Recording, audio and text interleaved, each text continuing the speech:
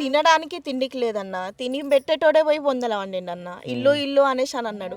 ఇల్లు కట్టేటోడు పోయి బొందల వండిండు అన్న. ఈడ ఇల్లు కట్టుడేమో కానీ ఆడ ఇల్లు కట్టుకున్నాడు వాడు పోయి. ఇప్పుడు ఈ ఉన్న వాళ్ళని అందరిని ఎవరు చూస్తారన్న? ఈ పిల్లకి మాట్లాడడం రాదు, ఆ పిల్ల చూస్తే పిచ్చిది, వాళ్ళకా మాట్లాడడం రాదు, వాళ్ళకా ముసలోళ్ళు, ఉన్న ఇద్దరు అన్నలకా మాట్లాడడం రాదు, బయటికి వెళ్ళలేని పరిస్థితి. ఎవరు చూస్తారన్న? ఈ ఫ్యామిలీ మొత్తానికి ఆధారం ఏముందన్న ఇప్పుడు? ఈమె పెద్దక్కనా? ఈమె పెద్ద. ఏం పేరు నీ పేరు? మంజుల. మంజుల. సో ఏమైంది మీ తమ్ముడికి? మా తమ్ముడు చంపేసిరా? పాపం ఆమె మాట్లాడుతుంది అమాయకురాల్లాగా ఉంది. సో ఆమె కొంచెం మతిస్థిమితం లేదంట పాపం.